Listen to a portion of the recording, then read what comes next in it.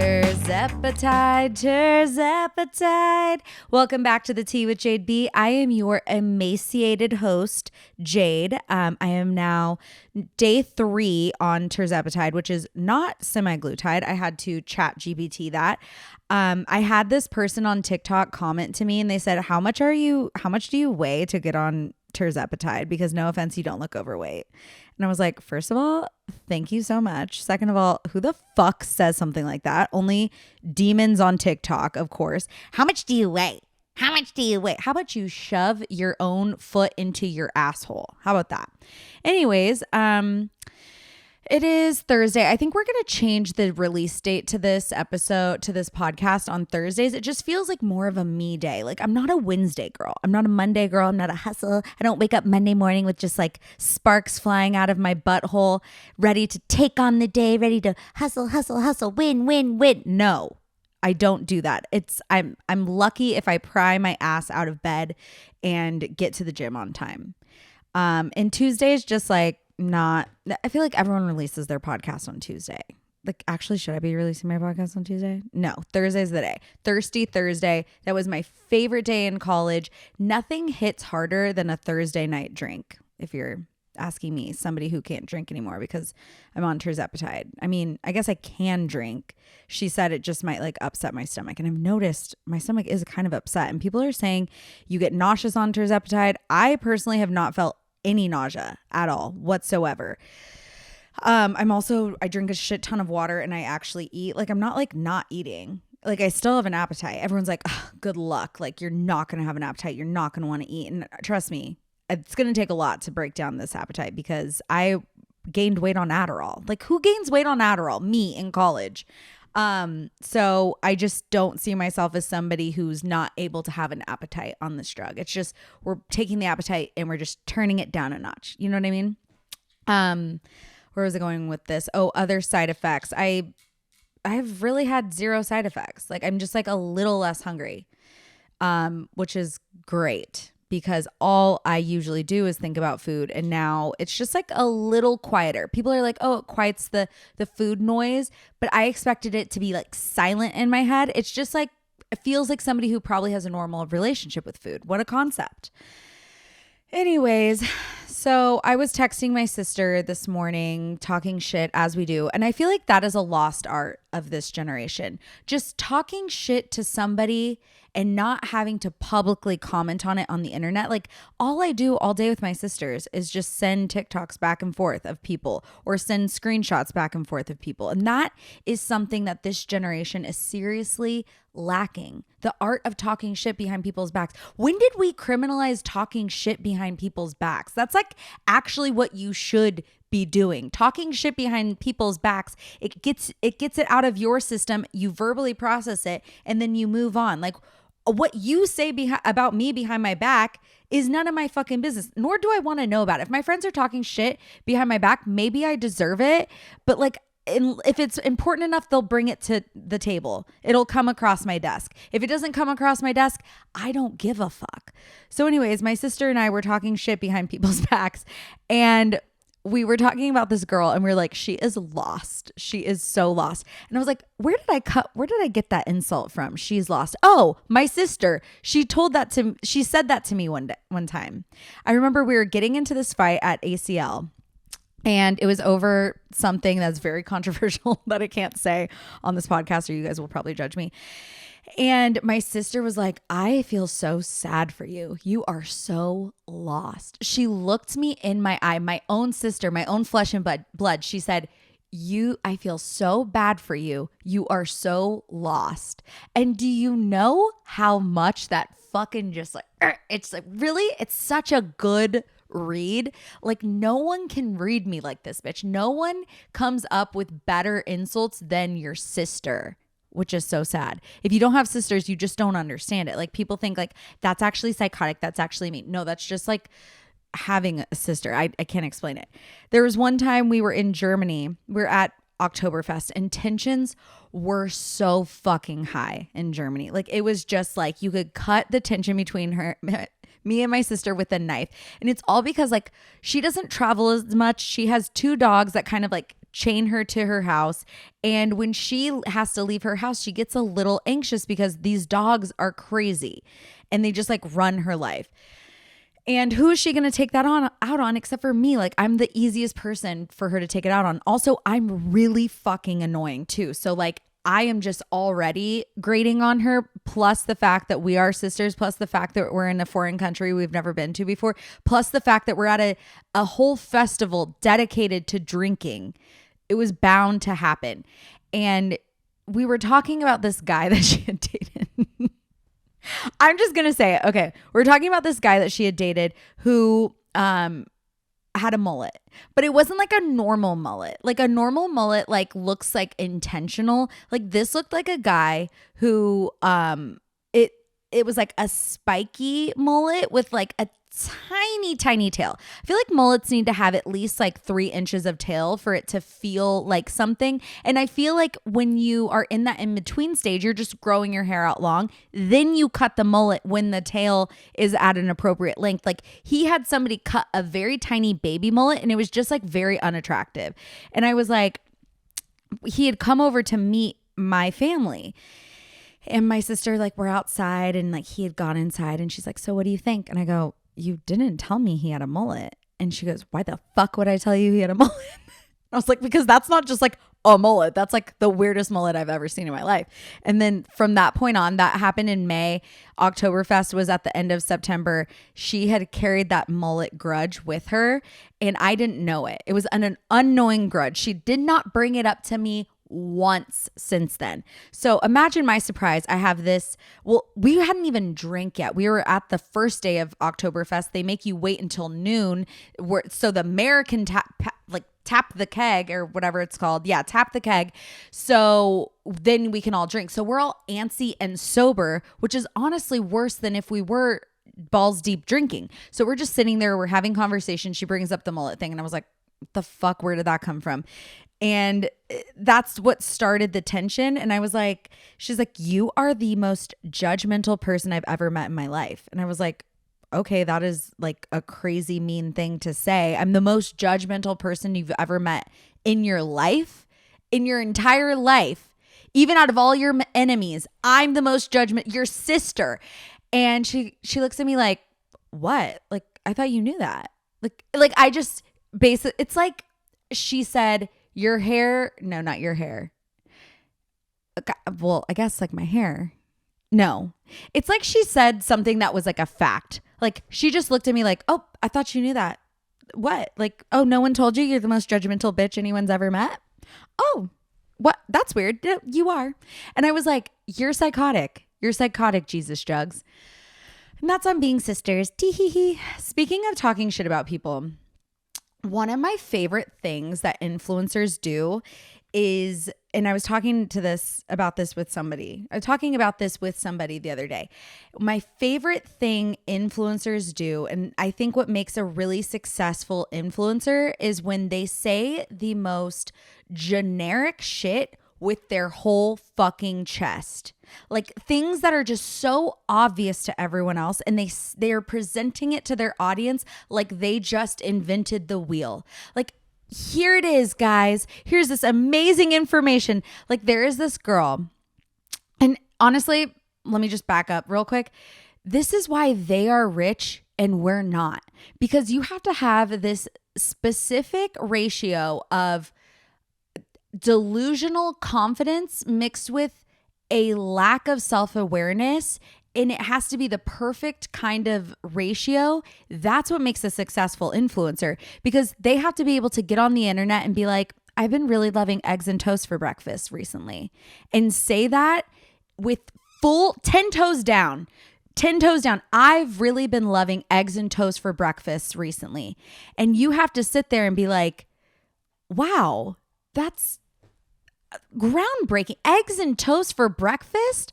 Who would have thought eggs and toast? Thank you so much for the idea of having eggs and motherfucking toast for breakfast. It's just, it's that perfect ratio of delusional confidence mixed with absolutely no self-awareness. And it usually comes through with people who are only children or girls with no sisters. And I think I'll just leave it there. But like some of the things that these people say with their whole fucking chest, like I remember this girl, she said, I've really been into cooking lately. I've really been into cooking lately. Let's break that down. I have really been into cooking lately. Something that most people have to do every single day, breakfast, lunch, dinner, for their entire lives to survive. This girl's like acting like, oh, I've really been into cooking lately. You guys should try it. Have you ever tried cooking? You guys should try it. Like she's showing you like the hottest new bag. I've really been into patent leather red bags lately. I've really been into cooking lately. What the fuck? What the fuck? Or this one girl I saw. Here's a tip. Arugula with some olive oil and some lemon juice on top of it makes an excellent salad. You guys should try it. Arugula with some olive oil and some lemon. Hold on. Oh my God. You should patent that. You should. Who has ever in their life put lemon and olive oil on a bitter, delicious arugula salad? Thank you so much. What would we do without influencers? Or one of them, I love when they give like super generic, average, everyday fucking advice that is like plastered on canvases, on home goods all around the country. And they look into the camera, dead ass, giving you advice like they're about to change your fucking life. And they're like, it's okay to not be okay. It's okay to not be okay. And then we're all just like, you know what? And the worst part is there's people in the comment section that are like, you're so fucking right. That you're so real for this. It is okay to not be okay. You're so fucking real for this. Like, are you fucking kidding me? This is all I have to be doing? The bare minimum is all I have to be doing. I'm sitting here racking my brain every single day trying to come up with the things that have never been said before. And this person's like, you know, you're not going to be everyone's cup of tea. And people are like, oh, thank you so much. Like, I've been needing to hear this. This is so real. You're so fucking real for this. I've been like needing to hear this today. Thank you so much. You know, you can be the juiciest peach in the world and not everyone's going to like peaches. Thank you, babe. Oh my God. Thanks, babe. Needed this today. Like I truly cannot. It is honestly an art. It's an art that I am lacking. Like I need to do less. I just need to get on my fucking social media and do less. And then maybe people would like me more because I'm in my fucking flop era on social. It's like so weird. I'll have like random banger. No one cares. No one cares, Jade. No one cares. Anyways, let's move on. Billboard versus the Swifties. Okay. So everyone's talking about this Billboard list that they made that is the top artists of the 21st century. And I was like, am I fucking stupid? Like, well, no, you are. Don't answer that.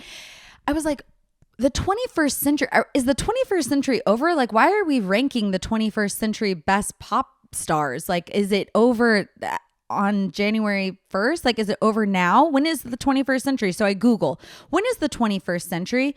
January 1st, 2001 to December 31st, 2100. Wait, how do you say that? 2100? That's going to be hard when you guys some of you might make it to there. It's not going to be me. I'll tell you that much with the way I'm living. But I'm like, anyways, back to this. We're only in the first 24 years of this. Like, why the fuck are we declaring the best pop star of the 21st century right now? Like, it's a little early to tell. Anyways, so Billboard names Taylor Swift number 2 and Beyonce number 1. Now, this is not me pitting women against women. This is nobody pitting women against women, okay? This is pitting the fucking goat against the fucking goat, all right? And so I'm reading this article that's all about Beyonce being number 1 because last week they released that Taylor Swift was number 2. So we just like, no, Beyonce is going to be number 1. And everyone's kind of up in arms because in this article, they're just like spitting bar after bar after bar why Taylor Swift is number one. And then when they get to the Beyonce article, it's the weirdest fucking article I've ever read, because like half of it is all of Beyonce's like insane accomplishments, and then like half of it is them justifying why they put Taylor Swift 2 and Beyonce number 1. So here's a quote from the article. Okay, if you go by sheer numbers, Taylor would easily top this list, and she will undoubtedly reign on many of the chart-based quarter-century rankings we'll publish in 2025. Even with her late start, she has more number 1 albums and as many number 1 singles. So I guess if you go on sheer numbers alone, this is what they're saying. If you go by sheer numbers alone, Taylor Swift dunks on everyone, okay? And I think we know that. And it's because of her relationship with her fans, because we all incessantly stream her music. We all incessantly buy all the little trinkets she puts out there. We get on Ticketmaster and we outbid each other for the little tickets. I don't even think you bid. I think you just, I don't know. You know what I mean? We are the ones that are driving the numbers, Taylor Swift fans, obviously. And so to me, this is a billboard against the Swifties, against like, it's like billboard against the machine. Like it's almost like Taylor Swift has become too popular. She has too close of a relationship with her fans, and she uses her fans to help propel her career, which is why the Eras Tour has been such a massive success. And it feels like they kind of couldn't just like let that be the thing, you know, like you can't just give Taylor Swift the number 1 thing. But I think that there is something to this, because their numbers are both insane. Like no matter which way you slice it, Beyonce's, her impact on pop culture is insane. Like I was reading through the article, and Bootylicious, so like when she came out with Bootylicious, like now everyone says Bootylicious. Beyonce invented the word Bootylicious. She invented so many words that we use in our everyday vocabulary. And when she dropped the album, what album was it? Was it Beyonce? What album? Oh my God, Jade, please like do some research before the show. That'd be nice. Beyonce. She dropped the album out of nowhere. What album was it? It was Beyonce. It was the album Beyonce, right? Yes. We'll just go with it. She dropped that album. No one had ever done that before. She literally did not give anyone warning. She just dropped us an album, and then she dropped us a full visual album to accompany it. And we've never seen any artist do anything like that before. And now we see artists do that all the time. Like even Taylor did that with Folklore. It's Folklore Evermore. Yeah, Folklore. So there's no doubt that Taylor and Beyonce are both like neck and neck. But it just felt like Billboard really used the Swifties and their fandom to kind of like get them riled up, so then they could have people clicking on their shitty website, which by the way, the website would not load on my phone. I kept kicking me off the fucking website. There's so many fucking ads. So I had to go on my little laptop and click, click, clack and look at the article there. Anyways, somebody posted on TikTok the other day somebody posted this on TikTok, and I would love your guys' thoughts on it, because my immediate thought was, I'll tell you my immediate thought. Okay. She said, when you leave fitness classes early, you're a rude person. I don't want to know someone like you. If you leave a fitness class early, that's so rude to everyone in the class and the instructors and everyone. And to that, I want to say, I will leave the fitness class when I want to leave the fitness class. I'm paying $30, $40, $50. Sometimes I've even paid $60 to go to these overpriced fucking fitness classes because I am just a cog in the machine. I'm a victim of consumerism. I know that. But guess what? When it's time to go for me, it's time to go. I don't want to sit there and pretend to stretch for 5 minutes. Stretching, I can do that at home. I don't want to sit there in the room that I just got pulverized in mentally, physically, emotionally, just so you can think I'm not a rude person. I take my little towel, I clean up my little area, I say thank you, and I get the fuck out of the fitness class when I want to get out of the fitness class. I've been known to leave classes 10 minutes early, like on the reg. And it's not something I'm proud of, but it also doesn't make me rude. I'm paying my money. What more do you want from me? I don't understand how that makes you a rude person. Like, I guess if you're disrupting the class when you're leaving. But if the class is over, and I will also leave if there's a finisher. If you just put me through a 50-minute workout and then you want me to do an extra 5 minutes of Tabata, no, that's not good for my hormones. That's not good for me. I got what I needed from the class. Thank you so much. I will wipe my shit off. I will leave gracefully. I'll leave like a little mouse. You won't even know I left. Sometimes I leave out the back door. And I will always say thank you to the front desk. I'm polite. I'm not a rude person because I'm spending $60 and I want to get home 5 minutes early and beat traffic. But I'd like to know your guys' thoughts. I know you guys will probably disagree with me. I feel like everyone always disagrees with me, but that's that.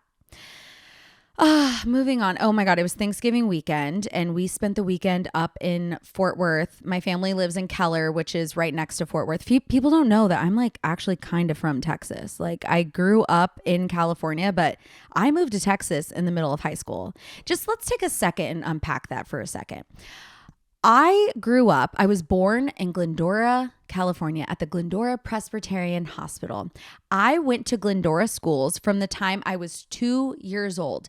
I knew people my entire fucking life. I literally, it felt so safe. It felt like home. I like knew the town like the back of my hand. My freshman year, I make freshman cheer, which is a huge accomplishment in Glendora. It was a very coveted spot. They only had 8 spots. There was 100 girls trying out for it, blah, blah, blah. And it is like a badge of honor for sure. I worked really fucking hard to get that. And then right after I made that squad, I see the trajectory of my high school, just the road laid ahead for me. My mom goes, "Oh, by the way, we're going to move to Texas." I'm like, "What the Texas? I live in California, bitch. We're not moving to Texas." She's like, "No, bitch, you're coming with us and we're moving to Texas." I was like, devastated, absolutely devastated. But my mom's entire family is from DFW, all over the Dallas-Fort Worth Metroplex. There's a little bit of me all over that Metroplex. And so, so we moved to Keller. Keller borders Fort Worth. Fort Worth is now like poppin'. Like people just like really like Fort Worth these days, which when I was growing up, Fort Worth was like kind of not the vibe. Like it had really nothing there. Like you kind of just went to Dallas, but now Fort Worth the stockyards have gone through this huge renovation and they just put in an auberge hotel in Fort Worth, the biggest thing that's ever happened to Fort Worth. And it's just like feels like Fort Worth is kind of like rejuvenated. It's got like more of a vibe. So we stayed at the Hotel Drover, which if you're ever in the stockyards, you need to go to the Hotel Drover. You need to go have a spicy margarita on their back patio during the holidays. It is just the best vibes. And the whole stockyards is decorated in like a cute little country Christmas theme. I would go to Side Saddle Saloon, get a cocktail there. I love Provender Hall. Of course, if you want a classic Fort Worth meal, Joe T. Garcia's is like the most Fort Worth thing you could do. Every Friday night, they also have a rodeo. So we went to Joe T's, then we bopped to the rodeo, and then we had some cocktails at the Drover after. And that is just like a perfect little night. But during this weekend, it is, of course, Rivals weekend. Every single Thanksgiving weekend is Rivals weekend. And so for me, as a Purdue fan, that usually doesn't mean much because my teams always fucking suck. By the way, the Bears fired at Matt Eberflus, not to be like a pick me, but I've really like gotten into sports more this year, like especially football. And the Bears, this announcer said the most like poignant thing I've ever heard someone say about the Chicago Bears. The Bears found another improbable way to lose. The fact that we lost because they failed to call a timeout is the most Chicago Bears thing ever. And this is why we have to give mad respect to my dad, because my dad is the most loyal man in the world. He is devoted to my mom. He is devoted to the Chicago Bears, even though Chicago Bears consistently let him down. Every season that man goes into the new football season, and he will say, "Girls, this is our year. Who's excited?" Every single game day, my dad will send us a text, "Who's wearing their Bears gear? This is our game. We've got this game." No matter who the fuck we're playing, my dad goes into every single situation with just 100% confidence. And I love that for him, but it's never worked out for him in his favor with the Chicago Bears. So they fired their coach, thank God. Purdue went, I think we went 1-10 against, we played IU, our rival. It was like 11-1. I think their record was that IU's having like an unseasonably good season for themselves. They usually fucking suck. But anyways, enough about me. It was the Texas A&M versus UT game. And now I also did no research on this either. I'm just going based off of vibes. And I really don't have a dog in this fight to talk about Texas A&M versus UT. Like, it's not like I went to UT. It's not like I like went to any of A&M's rival schools. I went to Purdue, which is basically the A&M of the North, because, you know, we're like always like the ugly, uncool little sister to like the cool, sexy state school, you know, only we're kind of like a little smarter. I don't know. Anyways, A&M, I guess, hasn't played UT in a while. And so there was like a lot of conversation, a lot of like shit talking. And I would love the delusion of a Texas A&M fan. The way they are just, it's like when you say cult-like belief, it is a cult-like vibe. They believe in Texas A&M football with unwavering belief. Is that what I'm trying to say? If a Texas A&M fan gets their hands on this, they're gonna have a field day with it. Anyways, the Texas A&M, I would love their delusion. Like, they are just like, wow, Texas had the worst schedule. That's why they've been winning. Like, losers, get ready to face off with us. And then, of course, UT beats their ass. And it's just, A&M doesn't make it, they make it so easy. They make it so easy to make fun of them. Like, they're yell leaders. Now, I don't understand why A&M has male yell leaders, because A&M is a very conservative, a very traditional school. Like, isn't that a girl's job to be a yell leader? Like, am I wrong? Not to be like misogynistic or sexist or whatever, but as a former cheerleader, that's our job. Leave that job to the girls. There's this video of this Texas A&M guy. I need to play it for you guys, because the cadence is just, it's giving like something that I can't say on the internet. We're going to do to Max. We're going to beat the ever living, ever loving, compound, complex. Fight Tex Aggie. That's some real. Fight Tex Aggie. Fight Tex. It sounds like he's talking about my old boobs. Fight Tex Aggie. But I guess what I have to say about A&M is like, they always have this diss. Like, every A&M fan will give you this like quote unquote read by being like, oh yeah, well, you're gonna work for us one day. Yeah, like, have fun working for us. We're your bosses. They always love to say like they're gonna be our bosses, when in reality, like, based on the people who I went to high school with who got into A&M, I probably could have gotten into A&M. Like I said, I went to Purdue, which is basically the A&M of the North, because it's just like smart and ugly and nerdy, which is basically A&M. But there is not a chance in hell I could have gotten into UT. UT is a much harder school to get into. It's a much cooler school. There's just like A&M, all of their arguments, like, they're never going to be the University of Texas. Yet in their minds, they think that they're better than them. And UT has cooler branding. They're a cooler school. They're in a much cooler town. Like, they just, on facts alone, they're cooler. But the kids in my school who went to A&M, they're kind of just like the good looking kid. Like, everything on paper is good. They're like decent looking. They played a sport. They're good at, sports. What am I trying to say? They're good at school, but like, they just can't take a joke. Like, there's like, when you try to joke with them and like give them a little like sarcasm, a little sense of humor, like, it kind of goes over their head. But like, they are so like, it's almost there. Like, they're in your friend group, and like, you think you're getting there with them. You think you're about to make a connection with them, and you say something funny, it goes right over their head. Like, there's just like a little bit of lack of like awareness, and there's a little lack of sense of humor with A&M fans. That's just what I have observed. I've like never really met like a really cool A&M fan, if I'm being honest. Anyways, let's get into Jennifer Tilly on Real Housewives of Beverly Hills. Who knew Jennifer Tilly was married to the Simpsons founder, the founder of the Simpsons, the creator of the Simpsons. She has like 30% ownership in the Simpsons, which is like the longest fucking show that has ever lasted ever and is syndicated a million fucking times. She is loaded. At first I was like, Jennifer Tilly, like how much money could she really have from like that weird Chucky, Bride of Chucky movie? Then I found out that her ex-husband was the creator of The Simpsons, and this bitch is throwing around $33,000 Louis Vuitton bags like they're nothing. Like, oh my God, look at this cool little boat Louis Vuitton bag that I got. And that is the type of casting I like to see from the Housewives. Like more of that. Like these people that like are unassumingly so fucking loaded. That's an A+ casting. And the fact that she is best friends with Sutton, like that's perfect. Like that, more of that. I also, speaking of Housewives, this is gonna be a Housewife light episode. Like we're not really talking about them.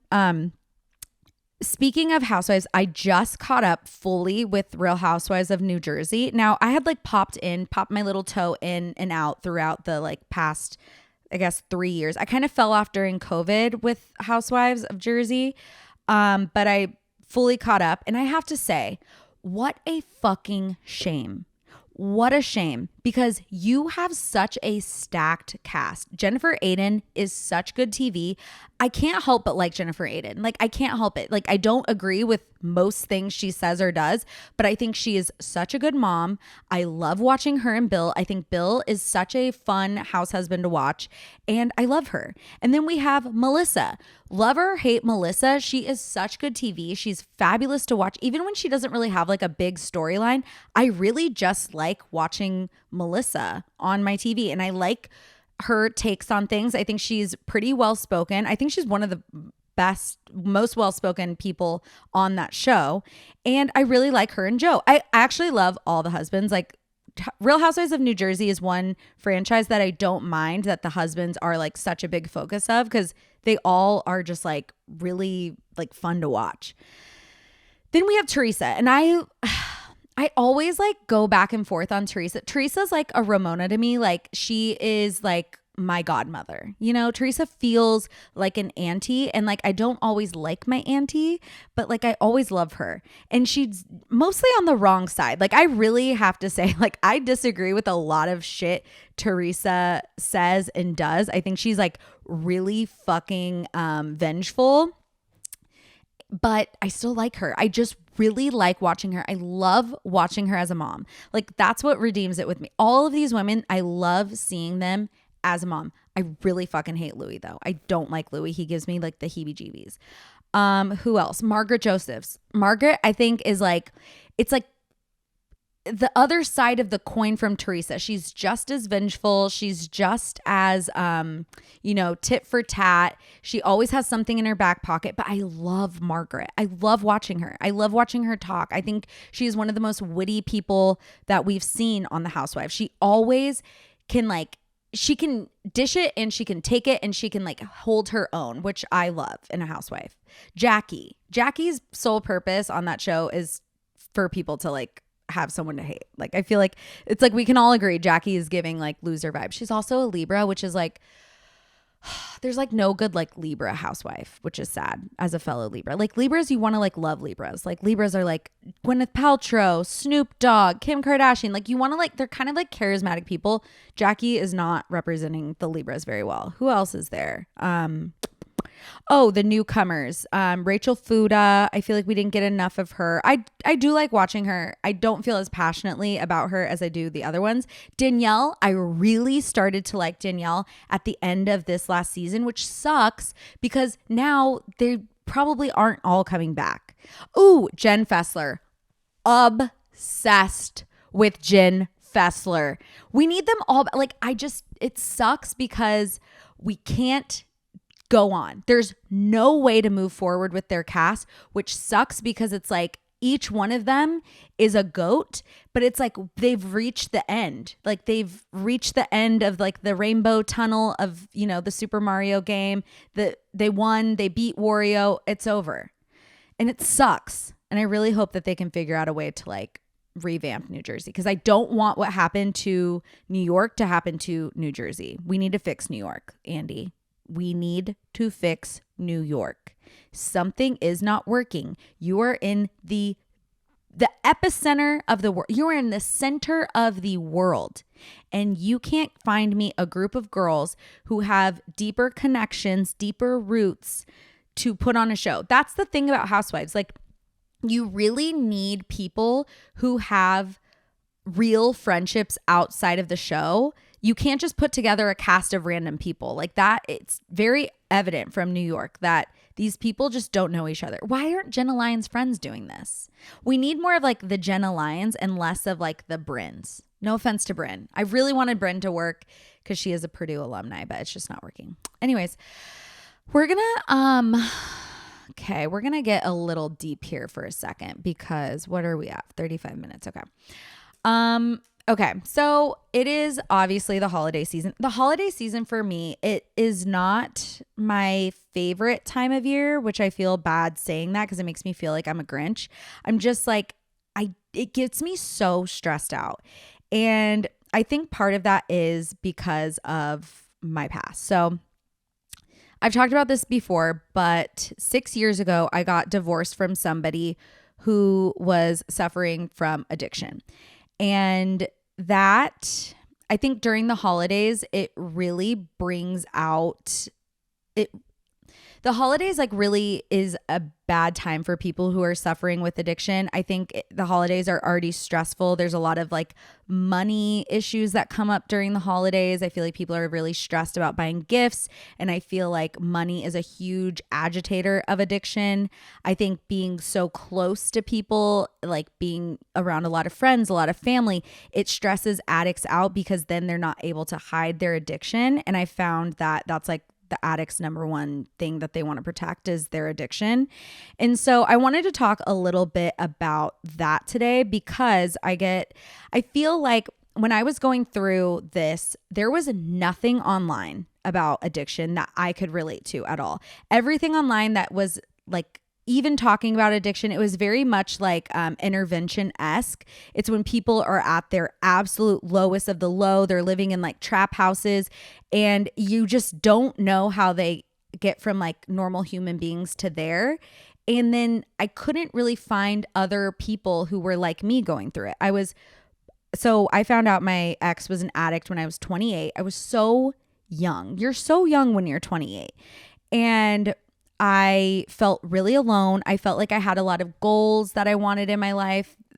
I just couldn't see myself in the other stories I was seeing, And so how I found out about his addiction, this is interesting. So we had gotten married in October. I actually got married on my best friend Lisa's birthday. And I remember like choosing that day being like, fuck, like this is the only date I can choose. Like this is my best friend's birthday. Like forever more, I'm going to be having to share this date with her birthday. I want it to just be about her birthday. But lucky for us, we don't have to worry about that date anymore. Actually, when that date rolls around, I literally I forget that I got married on that date. It's literally all just about Lisa, which I kind of love. Anyways.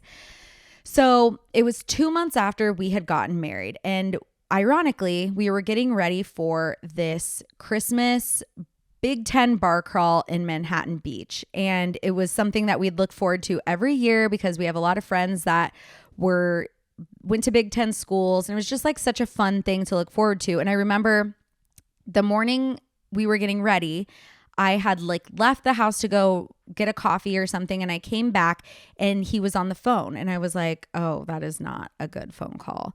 And I just knew like my stomach dropped and I was like, I don't even know what they're talking about, but like something is going to change for the rest of my, like, this is like a pivotal conversation we're going to have.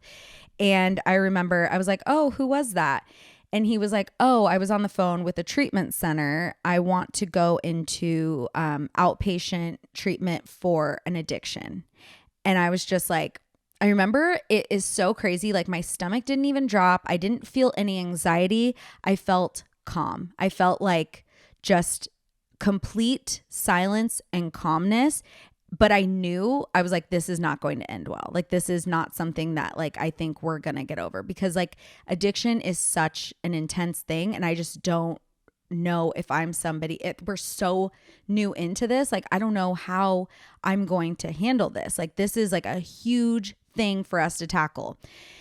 So in that, I made a decision that I didn't want to tell anyone that we were dealing with this. So I like, I'm really good at compartmentalizing things. I'm really good at just shoving it in a little corner of my heart and just moving forward.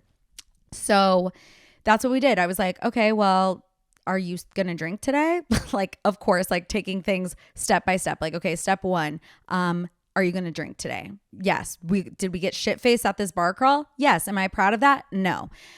Anyways, so from then on, he goes into an outpatient treatment program. So if you don't know anything about addiction, there's two types of, well, I guess there's two different types of ways. I don't know if it's the only two ways, but there's inpatient treatment, which is like the normal traditional rehabs that you guys probably know, like 30, 60, 90 days. And then there's outpatient treatment, which is basically like you're going to rehab school. And so I personally don't think, for what kind of addict my ex was, that outpatient was the best type of treatment for him. I think his addiction was like, it ran very, very deep. So we did that for a year, and it was honestly the worst fucking year of my life. I can show you guys pictures. I got laid off from my job after that. I literally had like acne all over my face. I've never had acne. I looked so fucking sick, and I was just holding this like intense secret. And if you have somebody in your life that you're very close to that is an addict, you know, there's just this way that they have to just create a tornado of chaos. And even you can be the most solid, grounded person in the world, and an addict will somehow spin you into their chaos. And like, we had the means to go to treatment and to go to therapy, which a lot of people don't. And I'm so fucking grateful for that. So I am going to therapy. He's going to therapy. He's getting treatment. We have tons of fucking resources, and somehow shit just happens. Like, I remember one time we had plans with friends, and he was like, oh, I'm going to go get you a coffee and bagels from our favorite bagel place. And I was like, oh, okay, cool. So like, I'm laying in bed, you know, I like, you know, not off to sleep. I wake back up and I look, and it's like been, 30 minutes. The bagel place is right around the corner from our house. And I'm like, where is he? So I'm texting him like, hey, where are you? And he's like, oh, the bagel line is so long, whatever. I wait another 20 minutes. And I'm like, hello, like, where the fuck are you? And at this point, when this kind of stuff happens and you're dealing with an addict, it's very, very triggering, because anything that's like an inconsistency or something that sets off a little radar is so triggering, and you just know something bad is going to happen. So you're like triggered. And I've never been somebody that's like looking into people's phones or not trusting people. So this was like a different side of me that I just did not recognize at all. But I like texted him, or I called him, and he was like, you know what? I was trying to do something nice for you. I was trying to get you flowers, but you ruined the surprise. Thanks. And I was like, oh, fuck, like I'm such a bitch. Like, of course, whatever. Literally 3 minutes later, I get a phone call. Hey, don't be mad at me, but I just got in a wreck in your car. And I was like, what? You wrecked my car? And he was like, yeah, I'm in the Home Depot parking lot a town over from us. And I was like, wait, I thought you were getting bagels, and then you said you were getting flowers. I wasn't. I'm in the Home Depot parking lot. I'm picking up. And I was like, fuck. Like, now I'm just like, I'm so royally pissed at this person, because they lied about going to get bagels. They lied about going to get flowers. They took my car, and they took my car to pick up something illegal. Okay. And it just like, it was thing like that after thing. Like, it was like betrayal after betrayal after betrayal. So this first full year, oh my God, another time, this is funny, but I guess it wasn't funny, but I'm like, during this time, we're learning more about addiction. And what we kind of learned about addiction during this time is that if you have a drug of choice, which is like, the addict's favorite thing to abuse, That could be their drug of choice, and they could be clean from that drug of choice, but any other substance is usually not good for the addict to do, because there is almost like 100% failure rate if they use another substance. So for example, if like their drug of choice was like a drug and they're still drinking alcohol, that can lead to them relapsing on their drug of choice. So we tried to go sober at that point, or he did. So I remember one day I'd like gotten back from work and he was out with one of his friends, and I was like, where are you guys going to be?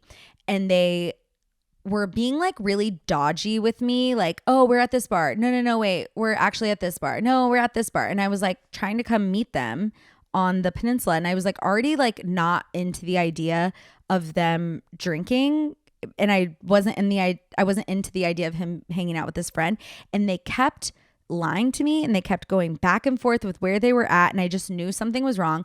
And so then I got so fucking mad.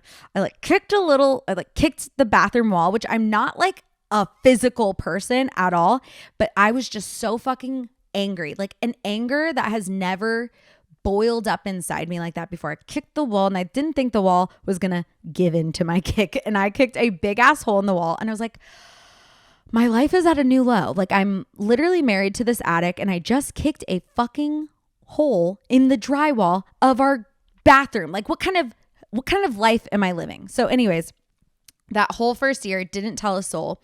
Then he decided that this addiction was getting so bad that he needed to do inpatient treatment, which I was like, good. Like, you should have done inpatient treatment a long time ago. I've been wanting him to do that.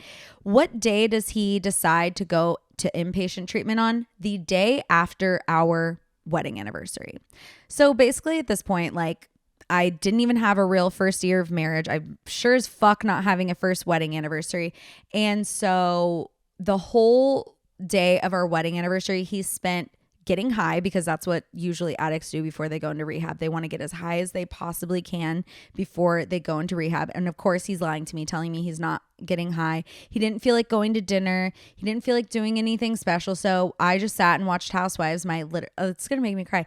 I literally like have used Housewives to like get me through so many different times. So I'm like watching Housewives, which he absolutely hated. He always berated me for watching Housewives. Like, oh my God, like you literally watch so much Housewives. I'm like, I literally watch like 3 Housewives a week, and you watch fucking 3 days full of football a week. So shut the fuck up and do your little things in your little room. But anyways, so he's crying all day, and then he goes into rehab the next day. And then I was finally like, fuck, I need to tell people, because he's going to be gone for 60 days. And so I told my 3 best friends, who literally like were my saviors during this whole thing, Rhiannon, Lisa, and Shayna.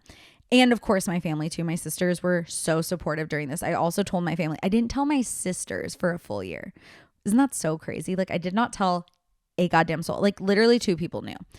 Well, I'm sure more people in our friend group knew, but like, I hadn't told like the important people. So people are probably talking behind my back, which is totally a-okay, fine with me. So at that point, he's in rehab. I'm fucking miserable. That's when I get laid off from my job. And he gets out of rehab, and now that started like this holier than thou addict persona for the next year. So this is the end of 2017 going into 2018. And along the way, like every single holiday, I'm noticing like it was always about him. So like we would be at my parents' house for the holidays, and he would be in my room, in our room that we were staying in, just so sick. And I'm like, why are you so fucking sick all the time? Oh, because he was withdrawing. He didn't bring enough of his drug of choice with him to the holidays. Or, you know, he's like throwing up, or he's like getting too drunk. Like every single holiday was just such a nightmare. Like it wasn't like a fun situation. Like when you're newly married, your first holidays are supposed to be so fun. Like you're about to start the rest of your life. You're starting your traditions that will hopefully be passed down to your family forever. And that's just not what was going on.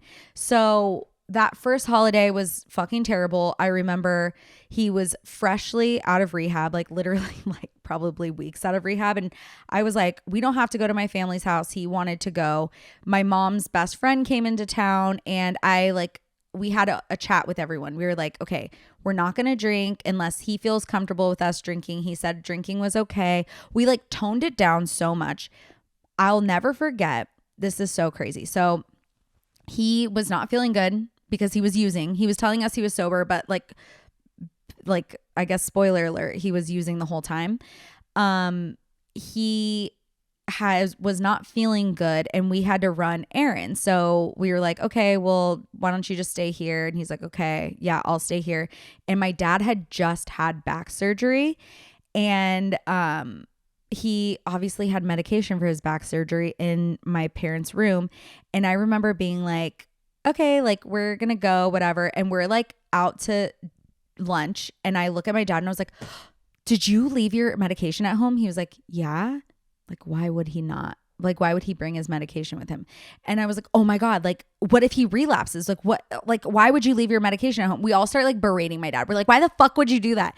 In reality, it's like, why do you have to worry about things like that? But anyways, I never, like, that's just where my mind was constantly at. It was like, how could we remove all temptations for this person to not use? So no matter what we did, this person was going to find a way to use. And that's just an addict. That is an addict. So now we are getting into 2018, and 2018 is like the peak of him on his high horse addiction, where it's like, oh wow, you and all your friends, like you guys are not as like evolved as I am, because I'm going to meetings every week, and I'm doing the 12 steps, and I'm doing this, and I have a sponsor, and blah blah blah, and like I'm more like in touch with myself, and you guys are using substances because like we were drinking, whatever. And it just like was constantly a battle. Like I really didn't drink much anymore. Like I definitely drank, but like I didn't drink with him around ever. We certainly didn't keep alcohol in the house. And that whole year is such a fucking blur to me. Like it's crazy. Like I don't remember a lot of the year. I do remember I started working out every single day. Like that's when I really, really just like needed that routine. And that is probably the number one thing I took away from that situation, was that routine. Like every single day I went to the gym, and I took these like weightlifting classes at this place called the 12, which is a gym in like Newport, Costa Mesa. And that became like my church. That became my AA meetings. Like I literally showed up for myself every single day. I also didn't really use alcohol as a coping mechanism, which is crazy because like I have definitely used alcohol as a coping mechanism after that, but like I didn't at that time. And I feel like that was really good for me. And it was my best friend Lisa's wedding coming up. So now we're in September. And of course, shit has happened throughout that time that I couldn't quite place the blame on. Like I couldn't quite tell, like I couldn't quite get him to say that he was using, and it was always like put back on me, like very gaslighting. Like I think we've used the term gaslighting. We've overused that term, and to where now it has like not as much meaning. But like if you've ever been around an addict, if you've ever been close to an addict, you know the term gaslighting just all too well, baby. So he had kind of gaslit me. Like anytime I'd be like, okay, wow, you were in the bathroom a little long. Like, oh my God, you are just like compromising my addiction. Like blah, blah, blah. Like anytime I question, like, what were you doing here? Like you kind of have like a gap in your day that you don't have an answer for. And it was just like, oh my gosh, like you are just going, like, you don't get it. It was always like my fault. Even to the point where like he used all of our cash for his drug of choice. And so we would have like crazy credit card bills. And I was like, how the fuck are we having these crazy credit card bills when I'm working, you're working? Like we don't live like insane at all. Like we don't even go out to dinner anymore. And it was just like, and then we'd find out that he was taking money out, and it was like, oh, I don't pay close enough attention to our finances. And if I did, then he wouldn't do that. Like that's the kind of shit I was dealing with. Okay. So, and by the way, I'm like, you're a grown ass man. Like why am I supposed to look at every inch of our checking account to make sure that you didn't one day take out a random like $100 so you could go get hired? Like it was probably like $300 because his addiction was pretty fucking pricey. But like, why is that on me? You know? Anyways. So it's my best friend Lisa's wedding. And so the thing about Lisa's wedding is Lisa is my best friend from Texas, growing up in Texas. And she was marrying my friend Austin, who I know from growing up in Glendora. And I had introduced them and they ended up getting married, which is like honestly a dream. Like having your two, like who can say that? I moved in the middle of high school and I introduced my Texas best friend to one of my good friends from Glendora and they ended up getting married. So like the entire wedding was just like friends from like both sides of my childhood. It was like a really special wedding and they're just very special people to me. I know their parents very well. It was just like, it felt like a very special time. This will always be like, I'm so glad Lisa got married during, oh my God, I'm gonna cry. I'm so glad she got married during this time because it gave me such a good distraction. Like her asking me to be a bridesmaid, her doing like all of her wedding prep stuff, like going to find a wedding dress, like going to her bachelorette party, planning her bridal shower with our friends and like getting married. Like that was the light that I think kind of like helped guide me during that time. And I would go up and stay with Lisa all the time. I'd just like be like, hey, what are you doing this weekend? She'd be like, come up and stay with me.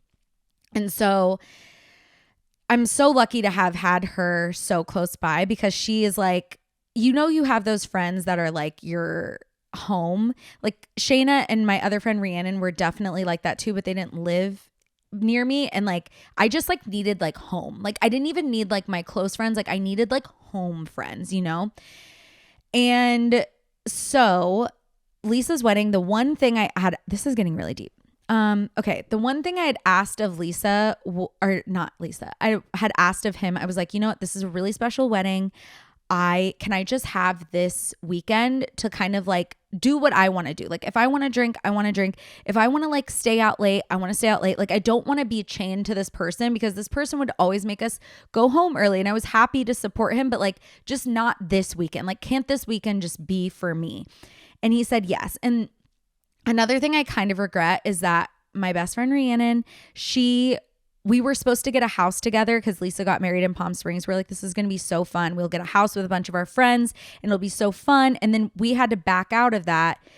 It wasn't like last minute or anything. It was kind of like, I don't think it was last minute. But anyways, we had to like say no to sharing this house with a bunch of our friends because I was like, you guys are going to be drinking and he just can't be around that. Like, so we're going to get our own hotel and blah, blah, blah. And I like the weekend would have been 1 million times better if I shared that house, but whatever, moving on. So Lisa's wedding happens and I remember it was like midnight and he was like, I want to go home. And I was like, the party's literally getting started. Like we're shutting this bitch down at 6 a.m. Like this is not like a 12 a.m. And he was like asking me to come back with him, guilting me. And I was just like, no, like I'm not doing that. Like I asked you for one fucking thing. Like I set the expectations going into this weekend. You are a guest. It's like me and my friends. Anyways. And I remember like at the end of that weekend, I had such a pit in my stomach because I remember like I had 0 pictures with him. I don't have any memories of that night with him. I have tons of amazing memories with all of my friends, but I had 0 memories or pictures or anything. And I felt so guilty. And I was like, God, you're such a bad wife. Like you are such a bad wife for that. And I was like, like I'll do better next time. Like I just was like really beating myself up about it. And then, so Lisa got married on the 23rd, which is close to my birthday. My birthday is the 25th. And I remember he kept asking me where I wanted to go for dinner, but it was such an afterthought that it was like, okay, it's your birthday. Like, where should we go? And I was like, well, there's this Mexican restaurant, like really hole in the wall Mexican restaurant. We could go there. And he's like, okay. He takes me out to my birthday dinner, which this man had a fucking record of ruining my birthday. And if you have ever had someone ruin, which is so funny, me and Mr. Roberts actually had a viral video talking about this. But he had a pattern of ruining my birthday. One year, my grandma came out for my birthday, my grandma, who is my best friend, and he spent the whole dinner being like, Jade is so messy. Like, she's so messy, and all she does is watch Housewives. And my grandma is like this spicy little like Texas woman. She's like, well, that's okay, hun. And he's like, no, you don't understand. Like housewives are so bad. It just is going to make her like a more dramatic person and blah, blah, blah, telling me why watching the housewives is so bad. Meanwhile, this man is literally addicted to sports. Like me having like a 1 hour a night of housewives at most is like nothing in comparison to like him watching sports all day Saturday, all day Sunday. And by the way, who fucking cares if I watch the housewives? I'm a girl, okay? And him going on and on about how messy I am, blah, blah, blah. And I'm like, there's another day you could do this. There's actually 364 days of the year that you can complain about how messy I am. But I don't think my birthday dinner is like that time to do that, especially with my grandmother right there. There's one time he took me to a French restaurant for my birthday, and I love Paris. I'm a girl. Girls love Paris. And I was like, oh my gosh, like, you know, feeling the wine, just feeling like super excited to be at my birthday dinner. And I was like, it would be so fun to go to Paris together one day. Like, I can't wait to go with you. And he was like, I'm never going to Paris. And I was like, well, like, we'll go to Paris at one point in our life, right? And he was like, no, I'm literally never going to Paris. Like, Paris sucks. Like, the French are assholes. Like, I can't believe you would want to go to. And then he starts berating me for wanting to go to Paris. And I'm like crying. I'm like, wait, you're telling me for the rest of my life, like, I'm not going to be able to go to Paris? Like, what the fuck? And by the way, why did you take me to a French restaurant? So it's just like he had a habit of doing that. So on this final birthday dinner together, which was like the most half-assed birthday, and he always loved to tell me how bad of a planner he's a bad planner too. Anyways, he was like, I remember we're kind of having this discussion. It's getting heated and he's berating me about my friends. Like, your friends are just like all losers. All they want to do is drink. And he's talking about my friends that we just spent the weekend at their wedding. Like, all of my friends who spent the weekend celebrating each other by like having some cocktails. Now we're losers because we like to, have a cocktail at a fucking wedding.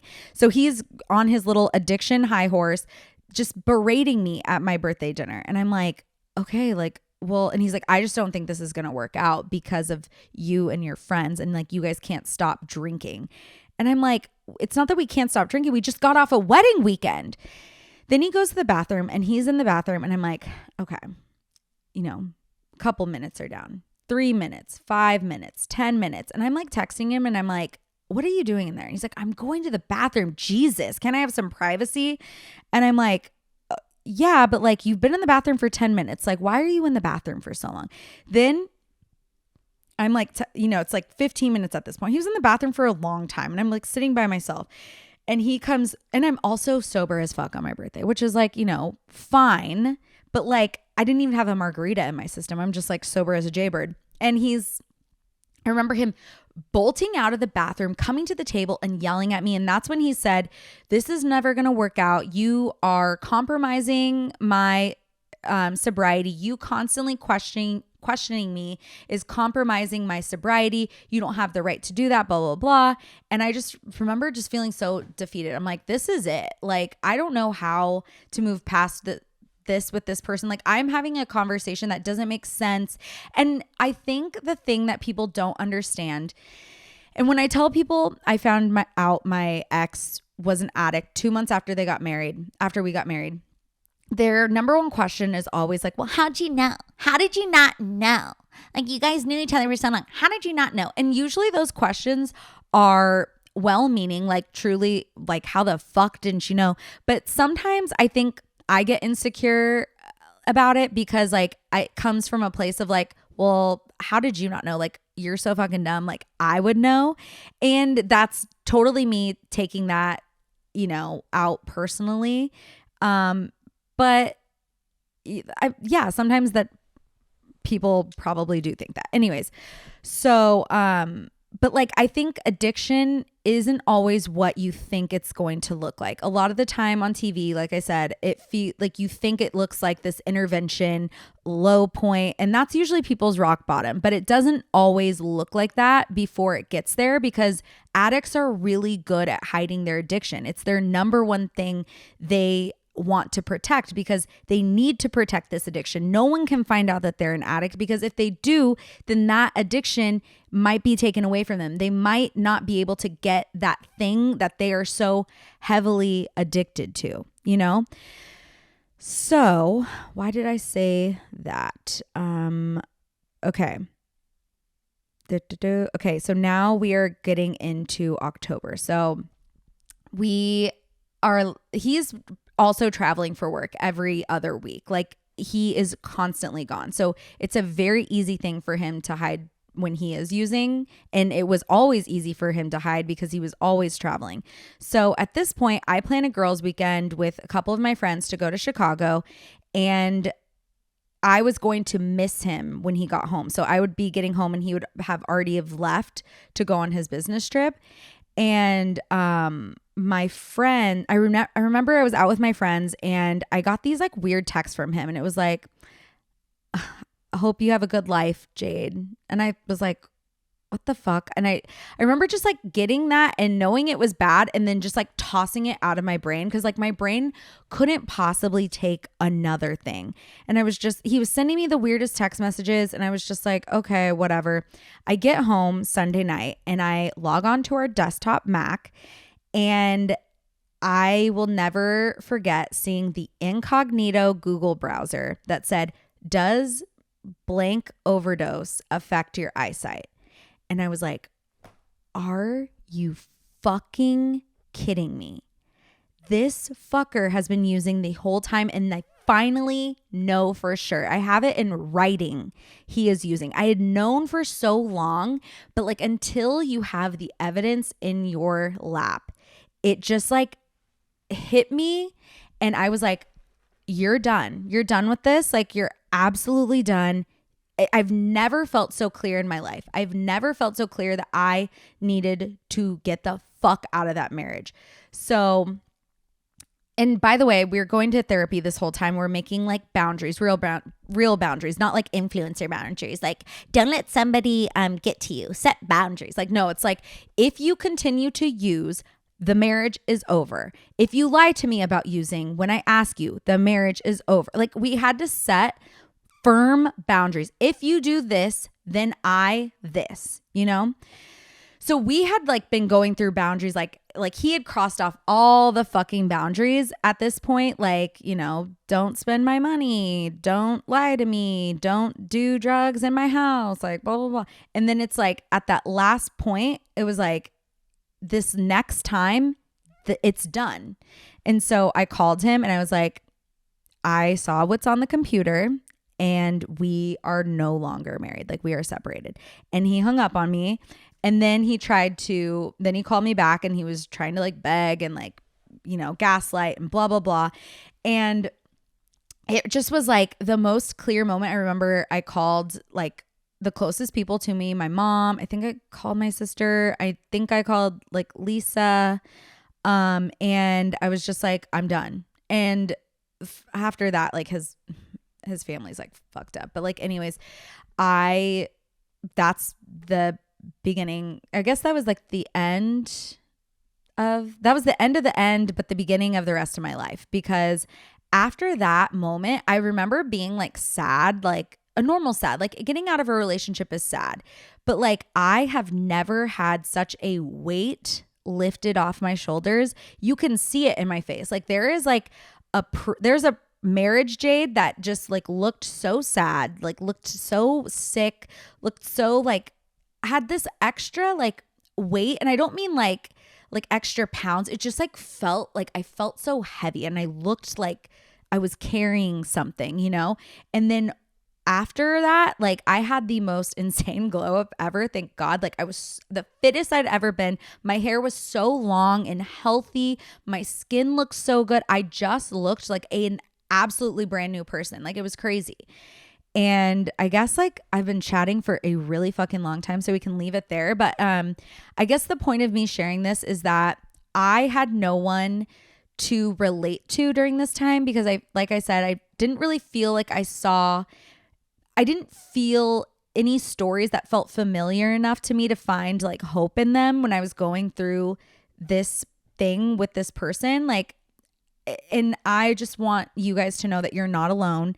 And I'm sending you a huge virtual hug if you are going through this situation, because no one knows the burden of the person who is taking care of an addict. And there's like, you probably have had friends that are addicts. You've probably had like, close people in your life that are addicts, but it's another level when you are taking care of someone. Like if you are a spouse, if you are a child of an addict, if you're a parent of an addict, if you're a sibling of an addict, like it just like when it's that next level closeness, it just hits so much harder. It's so fucking lonely. It is so hopeless at times, and it is fucking hard, especially during the holidays. You just want to feel normal during the holidays. You just want to feel happy, and then there's this like looming tension over everything.